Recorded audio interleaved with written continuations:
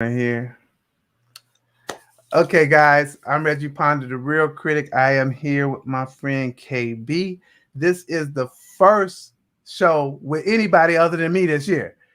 That means that my people are busy, and you know what? That's a really, really good thing. KB, happy to have you. Glad to see you, girl.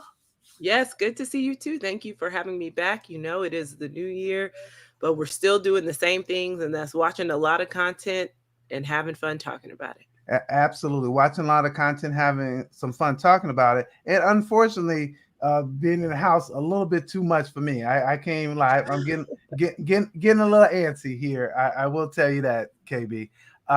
So before we get into content and movies and shows and all that other type of stuff, the first thing I want to is how are those holidays? The holidays were good, very chill, very small.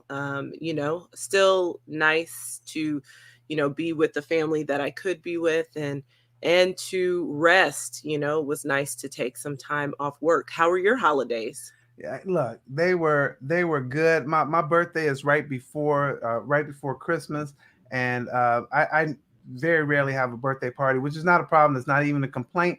But I do have we do have our Christmas party on my family side on the Mhm. 26th. Now a lot of people believe that's my birthday party. Whatever that's fine. They bring me gifts and stuff, but it is our Christmas party. So we do Christmas on my wife's side on the 25th, and then we do Christmas on my side on the 26th. And we invite all kind of people. People bring leftovers and all that. Well, we couldn't do that this year Mm. because it just wasn't a smart thing to do. But what my wife did was had a surprise drive-by birthday. Hey, Reg, happy birthday! People coming through and that type of thing in the cold in Chicago. So love you, honey. Oh, Yeah, I love that. but Yay. I hope so you had a great time with your drive-by surprise party. I did. My friends came through, and it was very, very nice. So with that, KB, where can people? I always want to put this out in the front. Where can people check out your stuff? And I know you got one primary place, but it's always great to talk about some of your other outlets as well. Yeah, I mean, you can always find things from through on my YouTube channel through the lens of Lady KB, and that's where I'll put everything from all of the outlets that I'm working with. So it's easy because it's a one-stop shop. But something that is out today, I adore Cobra Kai, the series. It is a direct sequel to the Karate Kid film franchise, and I got to talk to Sholo and Mary, who are a couple in season 4. So spoiler alert, if y'all ain't watching it, oh well. It's season 4, so you should already caught up. And season 4 dropped technically in 2021, so you've had time to manage it. And I got to talk to them for the beat, and they are so fun. And it was just a really fun conversation. So you can check that out now. Well, excellent, excellent. Well, let's get into a couple of movies. You saw Scream and Hotel Transylvania. I actually did not see Hotel Transylvania, and I think I had like 15 opportunities to see it, and I don't know. I do. I think like sometimes you say, "Oh, they didn't give me a screener, or they didn't." This is a movie I think I had a lot of opportunities to see, but for some reason I just didn't make it to see it. Talk a little bit about this one. All right. So I would encourage you to watch it. Well, I don't know if you've seen the other ones, but this is actually Hotel Transylvania 4. So I would say watch the first 3 because you kind of get a sense of the dynamic of the characters in the first 3 before kind of diving into the fourth one. So fun fact, Hotel Transylvania is literally like my mother's it's her favorite like film franchise. She absolutely like loves this. She can watch it like multiple times in one day. It doesn't matter which film because Oh, that's how much she loves it. So I was like, okay, let me definitely watch this fourth one and give my opinion. So, the usual players are back. Hotel Transylvania, for those who haven't seen it, really centers on this hotel, this monster hotel that is owned by Dracula, who is voiced well, he was voiced by why am I drawing a blank? Why oh, am I drawing a blank? Oh my gosh. I'm like, I know. I'm like, he's like the most famous comedian, and for some Well, strange get your reason, mother on. okay, Just call your because I mother was and like, let her come on. Well, Drek is the main, like person, Yes, so I don't that's want to right. get it wrong. Because I'm like, now I know my dude Drek is here, but so it's basically based on, this family, and so Dracula is a single father in this to Mavis, and Mavis is voiced by Selena Gomez. And so, he has spent his entire life really like raising Mavis. She grew up in this hotel, and it holds a lot of value and sentiment because, when Mavis's mom died, it really was the two of them. And then through this hotel, a lot of Dracula's best friends, like Frankenstein, the Invisible Man, they all became the community that helped raise Mavis. And so, And by the way, that's what I like. I love that. That's yeah, just such a sweet foundation. I just haven't seen 4, but the yes, foundation of that is just so it's sweet. so lovely. Yeah. Because, I mean, like single fathers need help too, specifically with their Hello. daughters. And I love that. So, in this fourth one, this is called Transformia for a reason. So, Mavis is grown up now. She is married to the wildest, most crazy person, Jonathan. He is not a monster. He is just a regular human being, but he's so kind and so thoughtful. And even in this film really centers on Johnny's relationship with Dracula. So it's a point of contention. I should note that like Dracula never thinks anyone is good enough for Mavis, which makes sense because it's just been him and Mavis this whole time. So he let them get married, in his mind, he let them get married. He's like, okay, Mavis, I'm gonna just go along with this. You chose love. Then they have Dennis, who is his grandson, and he calls him Papa Drac, which is so cute. So they have Dennis, and he's like, okay, my life is so full. I'm a grandfather now. Then he gets a girlfriend, Erica, who used to be a former monster hunter. And now we're at the point where Dracula is trying to make some tough decisions. Like, is it time for me to kind of let all of this go and just go enjoy life with my girlfriend? Because I've been single for so long, been focused on Mavis. And that's really what this fourth story is about. So he is on this journey to retirement. Drac said, I got to give it up. And on this journey, a little transformation happens, and people are swapping. So instead of swapping bodies, it's like a Freaky Friday, but between monsters and humans. And so, the people that are humans are becoming monsters. The people that are monsters are becoming humans. And it's in that Dracula and Johnny form like an actual relationship. Because it's kind of true. Like watching this fourth one, I was like, Dracula hates Johnny so much that like they are not close. And Johnny is so loving and he is so caring, and he's also a bit naive, but he just wants Dracula to love him. And even though Dracula don't love him, he still loves Dracula. So it's their journey. And I thought it was really cute. I kept thinking to myself, like, how are we going to do this fourth one? But to do a transformation one actually makes sense. Like, in my personal I love opinion, to that. see them transform and to develop the relationship between Johnny and Dracula even more makes the most sense. So I love that. I recommend it. I recommend it. And so it's really interesting since you're at home. I'm at home so much these days. We have been gathering the family to watch certain things, and I'll do that. We'll check out. I've always felt that they were cute. So They are. They are. And I think that they are kind of one of those rare animated films because, we always talk about how, like, are these animated films really for adults or are they just for kids? But I actually think this is a family animated film.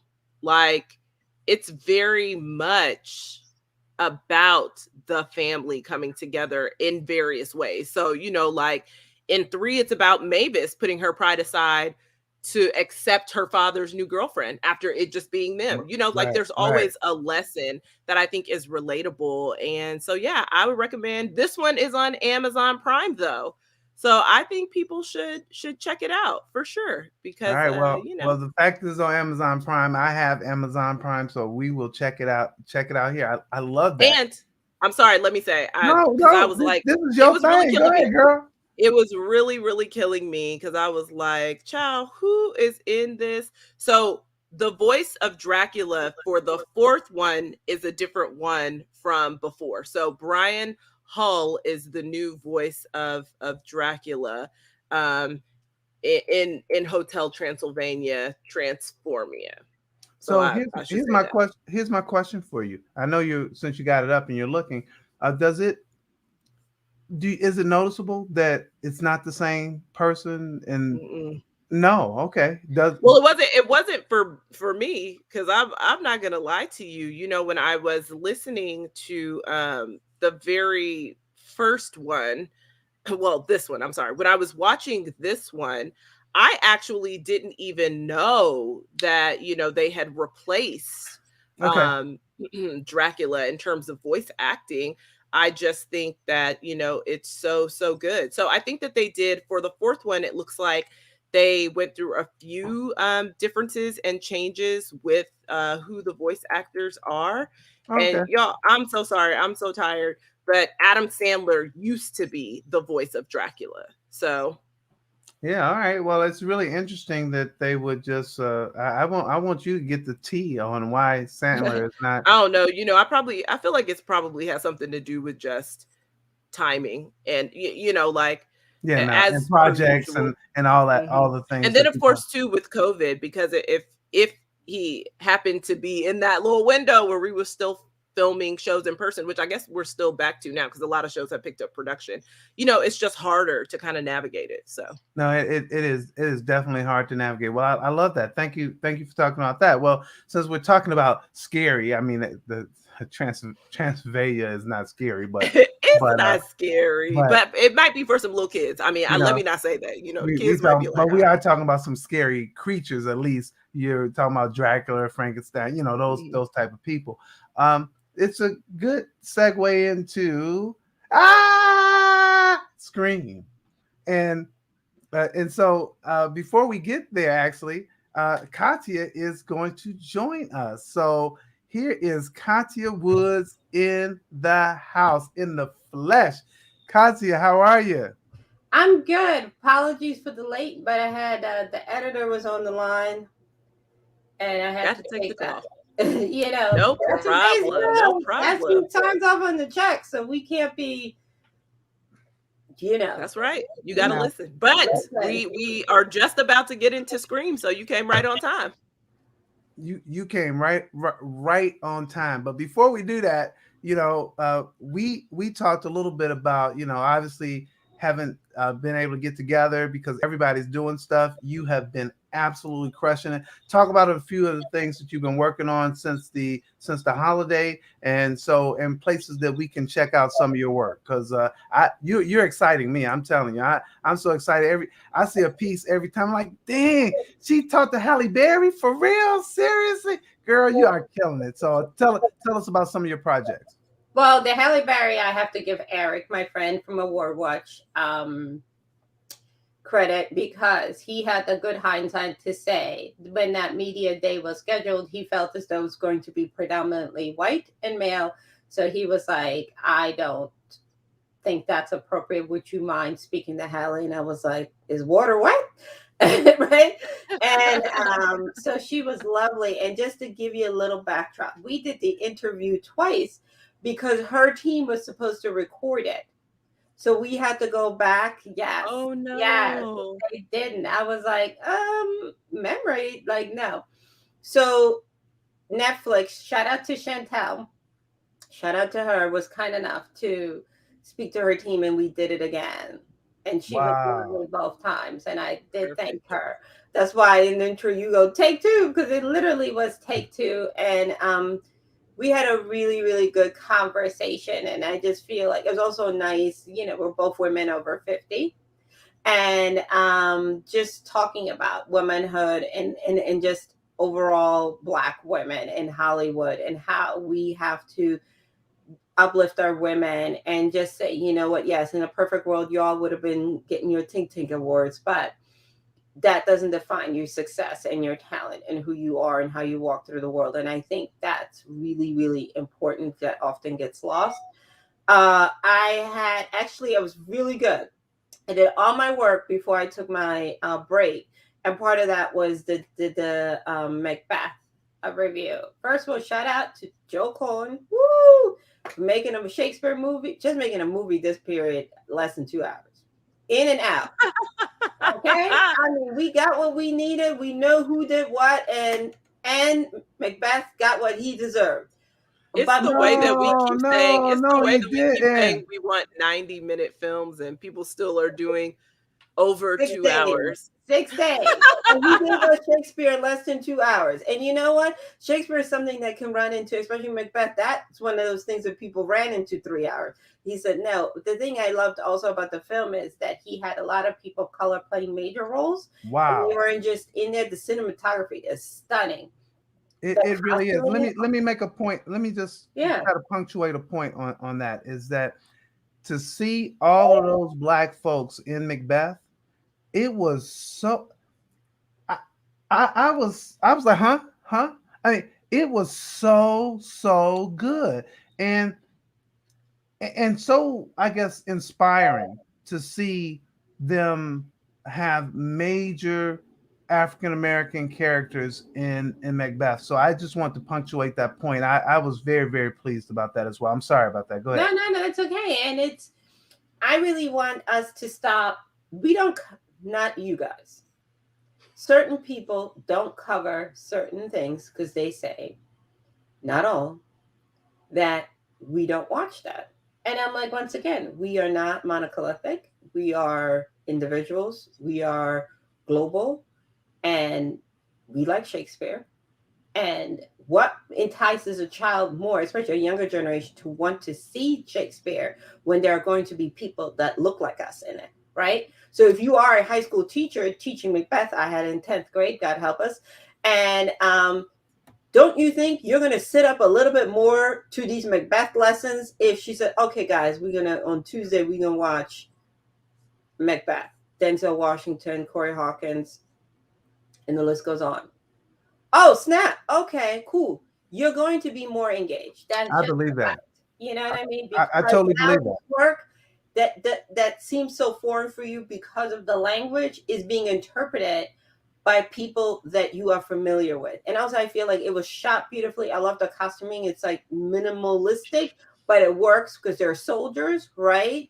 And the witch and the ravens, the whole situation was really, really enunciated, which made it was done really, really, really, really well. And he did this through COVID, so it was a joy to write that review. But after that, I did take a much deserved break and watch some trash TV. And so we're gonna get to your trash TV in a minute. We're gonna get to your trash TV in a minute. But that's what I did on break. And when I tell you, I was on break. I had an auto office. I was really proud of myself. People were still emailing me, and I was like, "I'll see you January 3rd." I love it, but what I want to do before we get into our next movie is for you to tell people where they can catch these great pieces that you've been working on.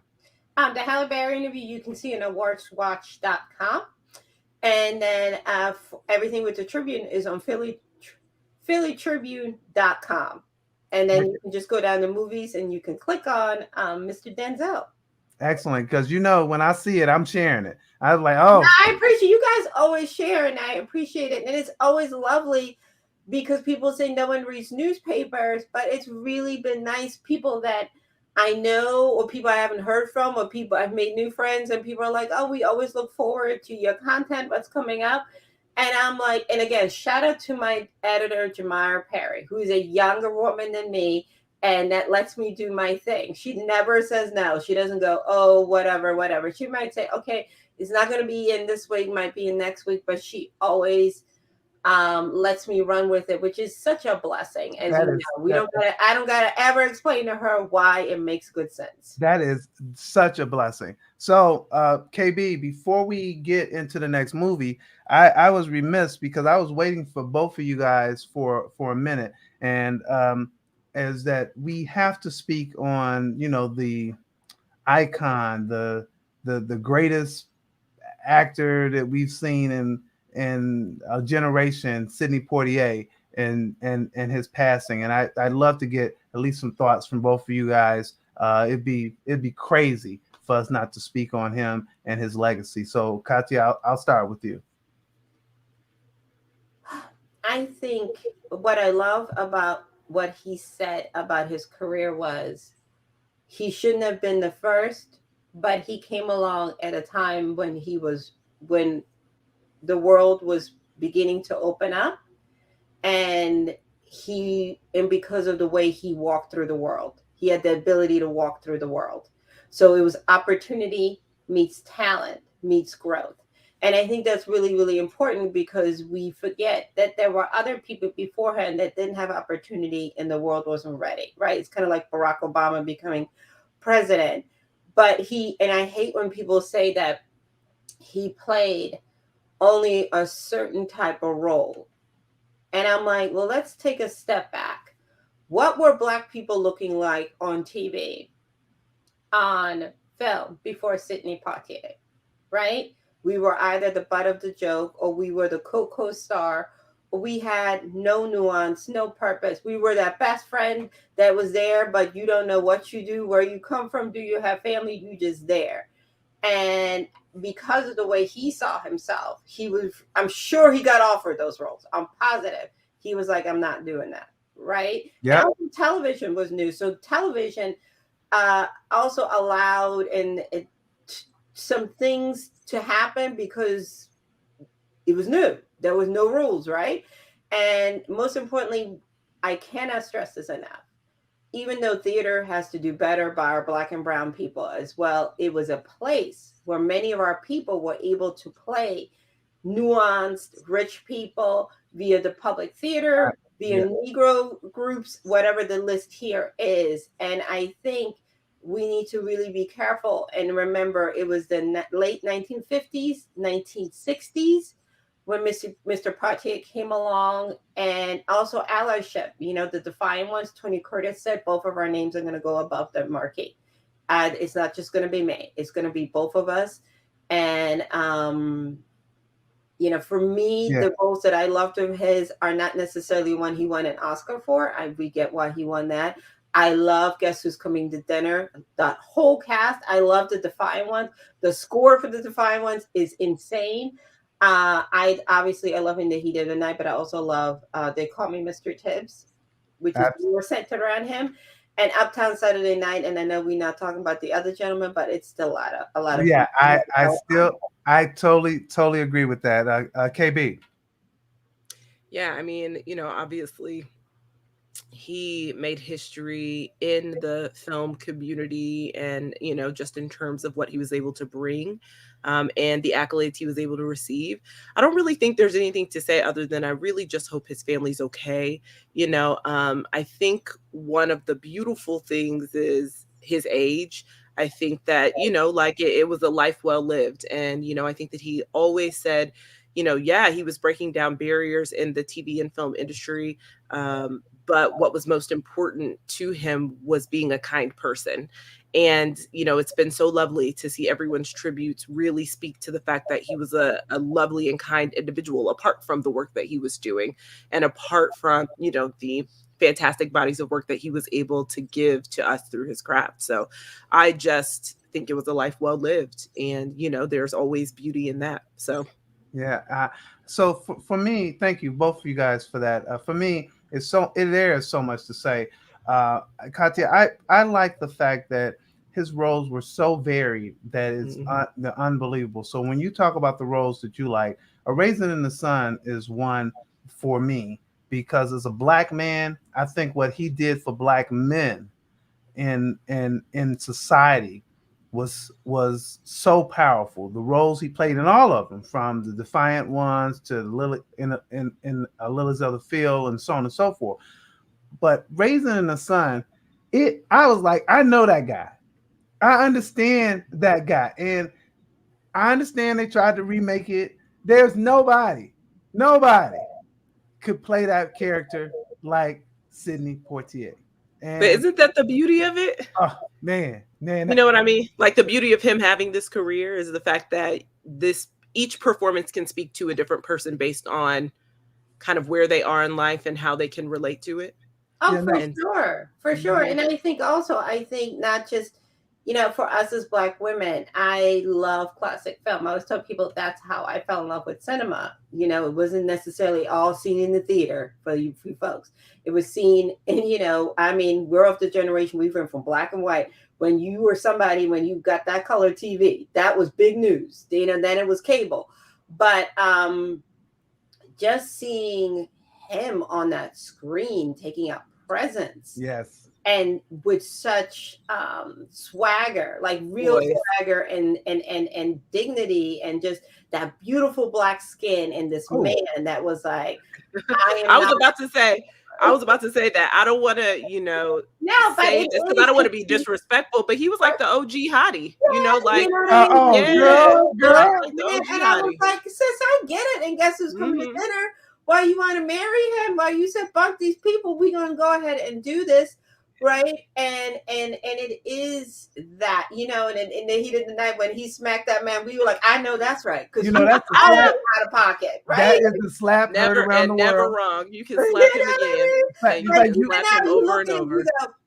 You ain't gonna slap me without slapping. And that's what I mean by how he set this example for Black men. I love the Let's Do It Agains and Uptown Saturday Nights. We've been talking about Westerns with The Harder They Fall. We can't talk about Westerns without talking about him and Harry Belafonte. What's the name of that movie? I'm trying to know. What's the name of that movie? Reggie, if you don't listen. It's just slipping my it's slipping. That's okay. I mean, literally today has been it is slipping my mind. But I will also say is Bucking the Preacher. It's Bucking the Preacher. And also we have to give him credit for his civil rights work. Oh, and people don't even know. I mean, some people don't know that he helped to fund the March on Washington. And organize that whole thing. So thank you so much, you guys, for us taking a moment to talk about that. Of course. And now we'll transition and talk a little bit more about movies. So we already talked a little bit about Hotel Transylvania. I didn't see it, and KB did, so she talked about that. But we're going to talk about Scream for a little bit. And so if you're a fan of the franchise, you are probably going to be pretty happy with this. They got some of the old people coming back. They figure out how to connect the story to the old thing, and they make fun of itself. So they don't take itself too seriously whatsoever by doing this kind of anatomy of a horror flick or a slasher film. And I thought I was surprised. If you're looking for gore, is there, and it was way too much gore for me because I don't like that kind of thing. I mean, people getting slashed, but if you like gore, people getting slashed all the way. If you like scare, there's some scares there. Sometimes you think it's something gonna happen, it might not, it does, it doesn't, or whatever. And then I think it did a good job of connecting it to the past. So whereas sometimes you have these movies and you be like, they don't even work together. So for me, for a person who doesn't particularly like these type of movies, I thought that they did a real good job executing it. And I think that when you look at David Arquette, Courtney Cox, and Neve Campbell, they had them in the movie enough to justify their presence, but not too much to take over the story. So that they had a really good mix of that, in my opinion. And KB. So I am an OG fan of the original Scream film. And, I say on this show, oftentimes I do not watch horror, but I've actually, in a very odd way, I've never considered Scream horror. To me, it's more of a psychological thriller that happens to have kind of the slasher elements. And so I actually have never had a problem with gore, so that doesn't really bother me. But I knew that I wanted to see this film because I was such a huge fan as a child of the original Scream film. So to your point, Reggie, I actually liked how they tied all the characters together. I mean, I think that was kind of one of the things that drew me to the first Scream is how, the killer is always connected to someone, and that theme has continued, you know, across the films. So while this one is the very first one not to be directed by Wes Craven because he passed away, I think that it was a good nod to Wes and kind of what he started in this way. Now, I'm gonna say my real MVP of the whole film is gonna be Jasmine Savoy Brown. Now, Homegirl is killing it on Yellow Jackets, which I know we're not talking about TV right now, but y'all need to be watching Yellow Jackets. She's really, really killing it on Yellow Jackets. And to me, she was the MVP of this story because she was the most realistic. So I think the film for me had a lot of elements that we needed. Like, it was actually really, really funny. And I liked that they were making fun of themselves. Like, they're making fun of Scream in Scream. And Scream. And I thought that it was brilliant. I thought that that was a really funny take to be able to do. Like, don't take yourself too seriously, because I feel like when the first film came out, you know, everybody was like, ooh, Scream, Scream, Scream. And now they can laugh about the poor choices they made in some of the sequels. And they did that. And they did that. Yes. And so I'm like, I liked it. You know, I thought film was fun. And I think that if you are a true fan of the OG Scream film, you're going to like this one and how they tied together. Now, I will say, yeah, some of the kills I was not expecting. So they did do some twists and turns. And then some of the kills I knew were going to happen. And I was, you know, maybe not so happy about them. But that's the nature of the film. And shout out, because all the brown people walked away alive. That's all I'm gonna say. Oh wow, Yay, what a spoiler. finally. You put the spoiler out It there. is not a spoiler. Go ahead. know, in horror films, all the brown people die first, or at least in the first act. And so I have to say, shout out, because I didn't want to say that because that's a no, big, you gotta say it. It's not a spoiler thing. because at the end of the day, we need this, y'all. We need it. Like, brown people in horror films need to survive. Jump in, Kathia. I mean, it's not my thing like you. It's definitely not my thing. But I agree with KB. Black and brown people live to see another day. They finally got the memo. I do think for the OG fans, it's a fun thing. I do think I almost feel like it maybe would have been better suited for it to come out around Halloween. Do you know what I mean? Thought that's what they were like when the studio dumps a movie out on January, what are you trying to tell us, friend?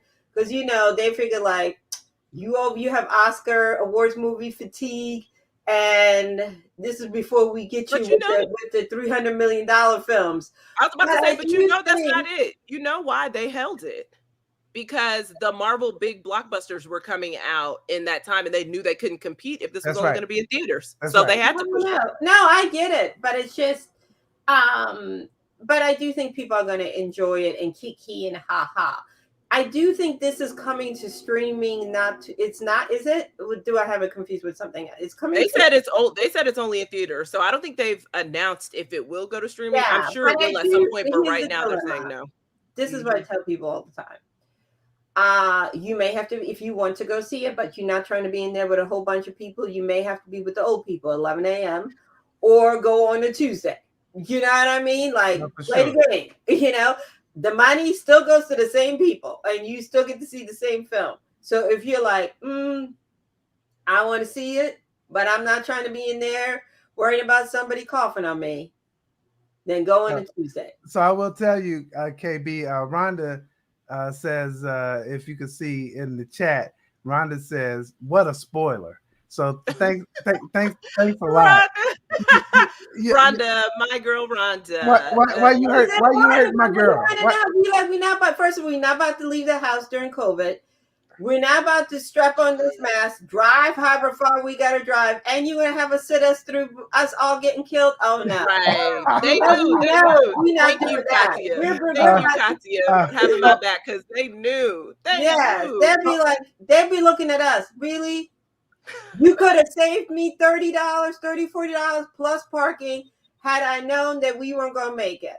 Well, I will tell you, on demand. I agree with both of you. This was fun. I enjoyed it. I will say that some of the stuff just didn't make any sense. But because it never does, Reggie. I know. I'm just saying to let people know, when they say y'all enjoyed that and people start questioning things that make any sense, we know.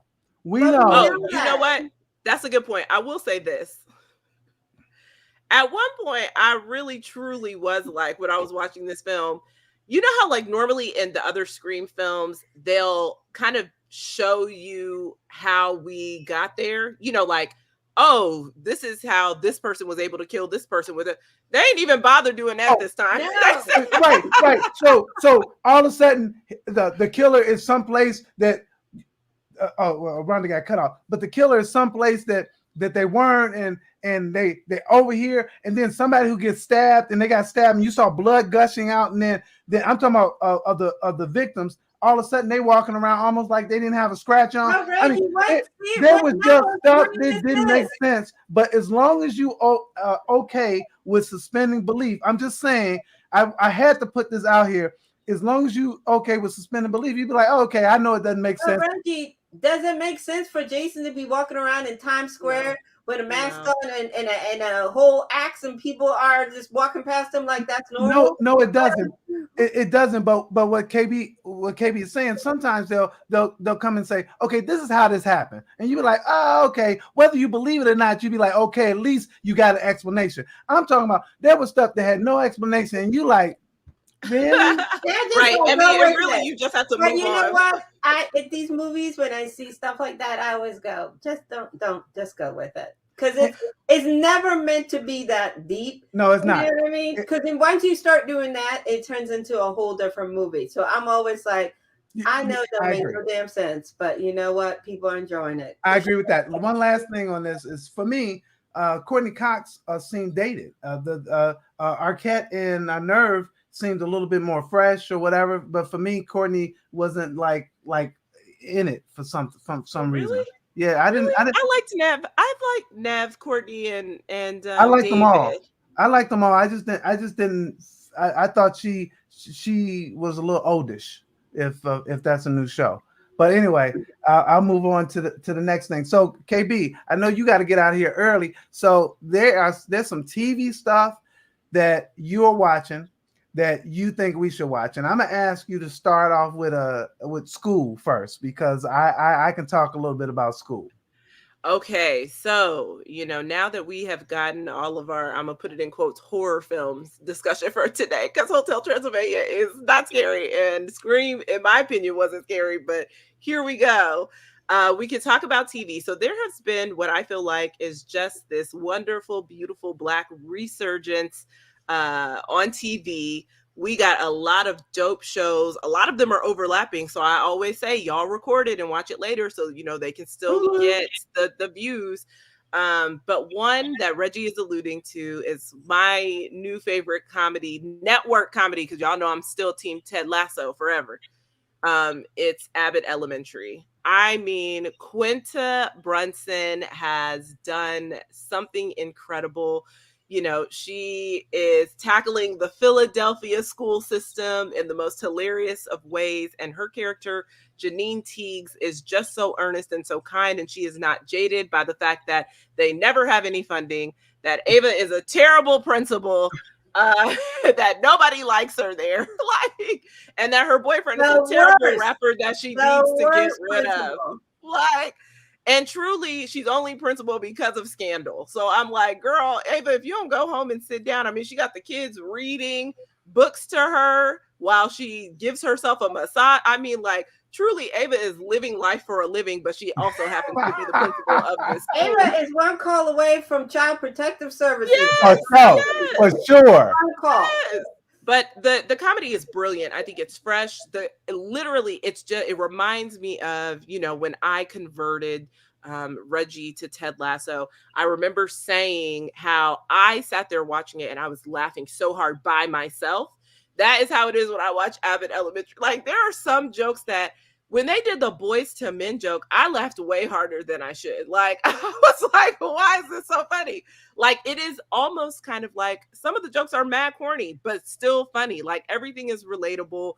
I feel like every character is perfectly cast. Shout out to Cheryl Lee Ralph for still being an OG and having just some of the best acting chops out there. So I want to say this, KB, is that I think what makes the show brilliant, and I think it's the same thing that we learn in Ted Lasso, is that they're really tackling real issues. So they figure out a way to tackle these real issues and make the joke, but not really the joke about the situation per se. I don't know exactly how to explain it. It's not like they're making fun of the situation as opposed to they're having this joke that comes in. And I think that's the brilliance of this writing, is that that if we're tackling the Philadelphia school system, that's a real tackle. That's not, and so I think it does a good balance of doing that, even though it's funny as hell. What they're doing is, I feel like they're shining a light on a lot of problems that the educational system has. And it's not just Philly, but Philly is the background, but we know that a lot of the schools across the country are having these same issues, particularly around funding. But what I love is that they're shining a light on these issues from a comedic lens. And then it's heartwarming. And then you're sad. Dang, we ain't got no money. I got to pick up this rug by myself and throw it in the back of the truck. But then somebody, gives them a stolen rug, and they're like, "Oh, finally!" But the reason why the rugs are I'm sorry, not stolen, but technically it is stolen. But you can't say that. You can't say that. You can't say the word stolen. But they give them something else, and you find out that the rug is so important because one of the kids is not sleeping at home and needs a place to lay during lunch to get some rest because he just doesn't have any rest or peace in his home. So it's like, that's so heartbreaking. But then the issue of getting this rug is funny, but it's real. So it's just like, I don't know, it's the perfect balance. Yeah, Kathia. First of all, this show is so authentically Philly because in that first episode, she said Southwest Philly. She didn't say South Philly. And the stadium is located in Southwest Philadelphia. So those little things let she's from Philly. I always tell people that.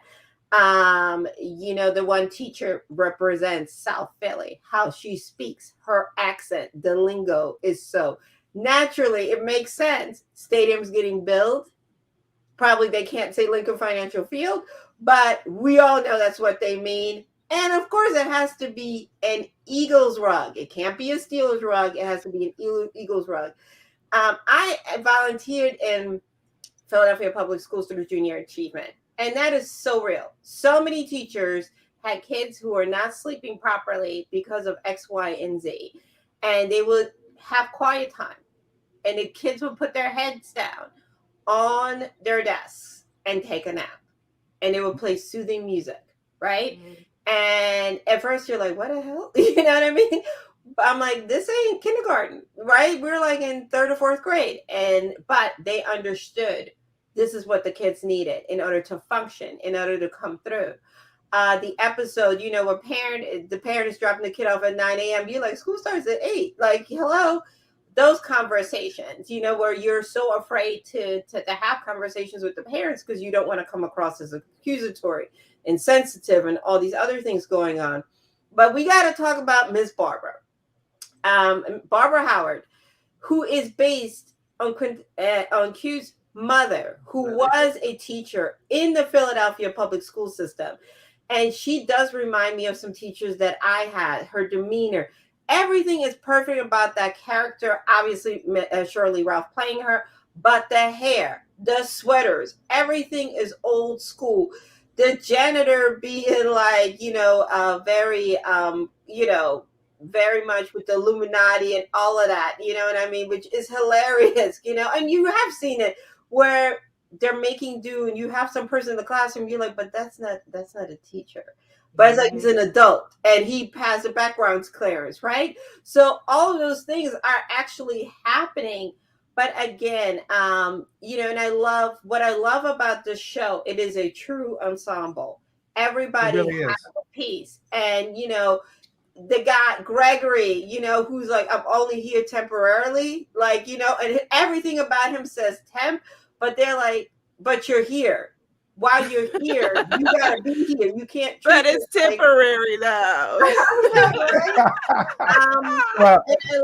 But this is a love letter, having spoken to her, to teachers. This is a love letter to her mother. And at the same time, she's showing, like KB says, what teachers go through. You know what I mean? And I think it's a shame that it took the pandemic for us to really start to value and start paying better attention what our teachers are dealing with. But it is a love letter to teachers. And while we're kikiing and ha-ha as we should, I hope it propels us to help stock a classroom, to volunteer at a school, when we're able to go back into schools and not make it seem like, well, I don't have time, this is somebody else's job, to help and be more supportive of the teaching community. And you're right. The show, also, it's a feel-good show like Ted Lasso. It really is about the people that believe there is good in the world, because Janine, everything with Janine is going to get better. She is just a beautiful person.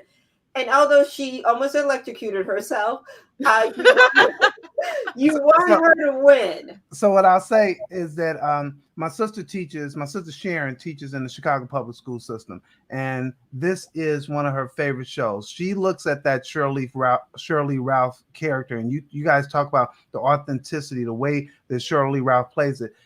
She's like, that is absolutely perfect. And when you talk about the issues and the things that teachers are going through, Sharon works in the hood, so she works at Inglewood STEM High School, so she's not in a suburban school. And so you're right, KB, when you talk about this whole issue that it's about schools all over the nation that are lacking funds and lacking resources and all of that. So I want to say that Sharon really believes that it is dead on and such a great show to watch. Rhonda says to you, Kathia, don't forget that Shirley Ralph resides in the area part-time. So absolutely. She's married to State Senator Vincent Hughes. So one of the reasons I think that's another smart thing, Quintessa and I talked about it. I said, two things. She said she hired Shirley Ralph, obviously, because she's Shirley Ralph.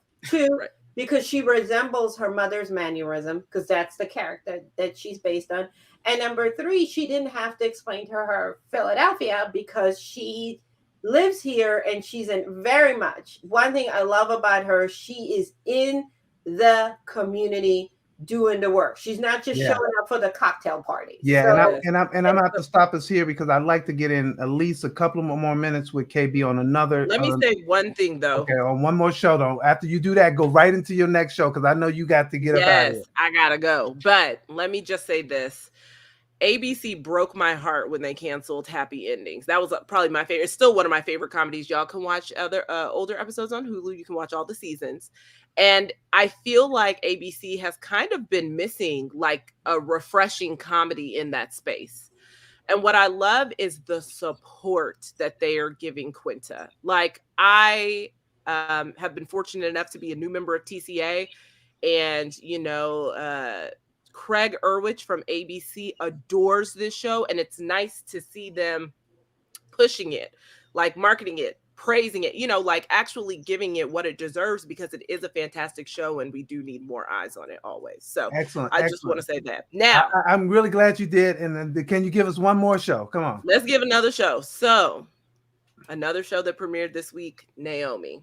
So Naomi, y'all know I'm in the superhero comic book genre space. Naomi is a DC Comics character. She has officially joined what we are now dubbing CW verse. Now that Arrow is off the air, we can no longer say the Arrowverse.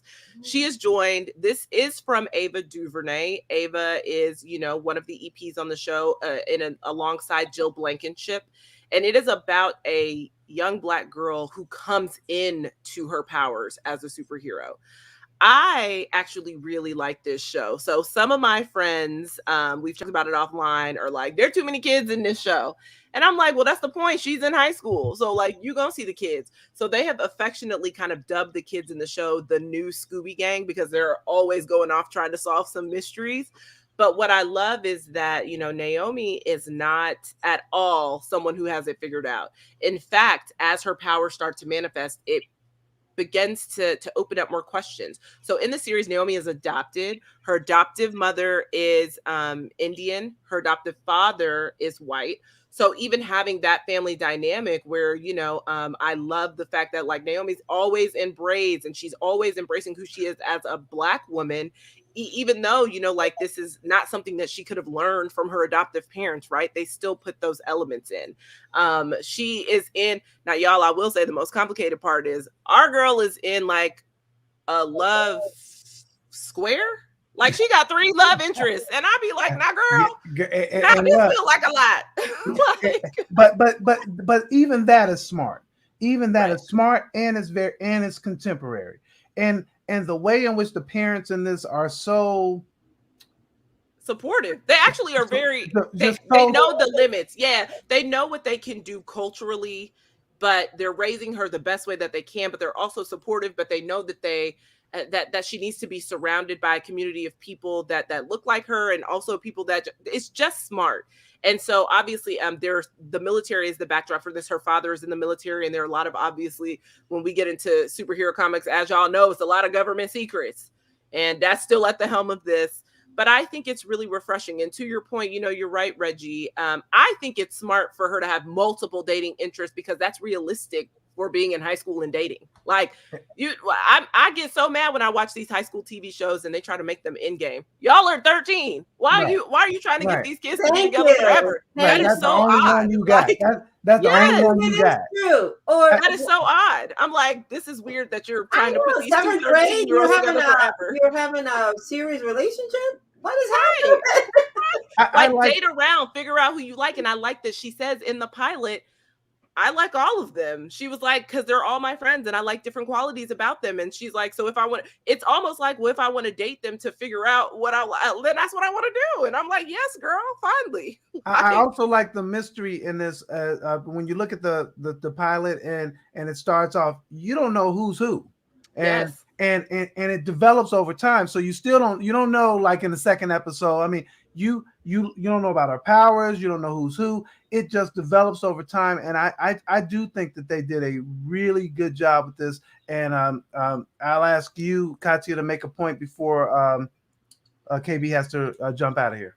My one thing that I like is they also still treat her like she's a teenager. Her getting to drive. We all know what a big deal is when your parents give you the keys. Yes, I got it. Let's go. You know what I mean? That's a huge day for you. You know what I mean? And I love the fact they still set boundaries, even though we know she's going to become the superhero. I love her curiosity about things. One thing I love is that on the one hand, she's very sure about herself, but she still has insecurities and doubts like most teenagers, which is super realistic. And I think that's important, that you can be smart, you can be assertive, and still be like, hey, even though I have all these good qualities and I'm comfortable in these different areas, I'm still figuring it out. I still don't know if this is the right path. Right. And I think that's super important, especially for young Black girls, because we're always, like you said, KB, relationships, 7th grade. You found the perfect guy in 7th grade. Well, what the heck's going to happen to you when you turn 22? You're student class president. You have all these things. Everything's going great.